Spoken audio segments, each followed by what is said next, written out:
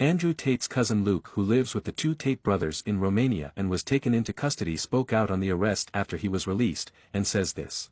The first thing I want to tell you guys is I promise you that Tate is too rich and too smart to do anything illegal. He's been too rich and too smart to do anything illegal for a very, very long time. As long as I've lived with him, I've never seen him do anything illegal at all in any way, shape, or form. Tate also, because he's foreseen of things, he always knew that this would happen. He's told you guys this would happen. He has many interview clips where he said this would happen. It's a 3-life process when you're someone that that let's say the Matrix or the mainstream news or the people in charge do not like you. It's a 3-step process. First, they try and cancel you. So they tried to cancel Tate. They really did. Unfortunately for them, they failed. So they failed on that end. So if they fail on canceling you, what's the next move? Well, the next move is jail.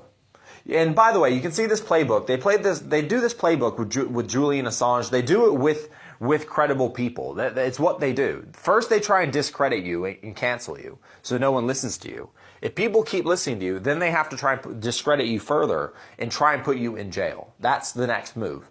And that's what the Matrix has done. The Matrix is now trying to put Andrew in jail. It's completely bogus charges, but unfortunately, Romania is, you guys can look this up, is known for corruption, and unfortunately, corruption also works to where if the mainstream and the Matrix wants you, they can find a corrupt judge to sign a bullshit paper to get your house raided. And that's really what it is. It's one judge signs one paper, and now your house gets raided, and then you get, and that's how it goes. That's just how it goes. So, obviously that's all in the news now, because that's what it takes to discredit, right? Just the house raid alone is massively discrediting. Julian Assange, right? I don't know if you guys know who that is. He's the WikiLeaks guy who reported a bunch of news that the US government didn't want to get reported. Then one day, out of nowhere, some Swedish girl said that he raped her. And there's no evidence at all that that happened ever. And I'm pretty sure the charges were dropped and it never even went to court. But by then, he ran away and hid in exile in some embassy. He was in that embassy forever. Then they dropped those charges, and they added on some new charges about something about leaking sensitive information, like a sort of terrorist thing. So anyway, that's the playbook they played on Assange. Step 2 done. Will they attempt step 3? Because step 3 is, if they can't cancel you, and if they can't put you in jail, or if jail doesn't ruin your influence, the next thing they do is they kill you. They Epstein you. And Andrew's clearly said on multiple podcasts he will never kill himself. Andrew knew that this would happen eventually. It was always a possibility on the board. It was always, okay, well, we've done well in not getting canceled.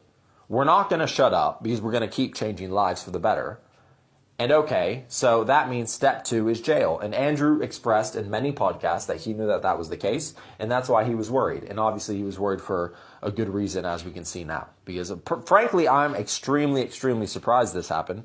I've been living with the guy forever, and I can tell you guys, it's not true in any way, shape, or form. It's complete, just literal nonsense. I actually can't believe it.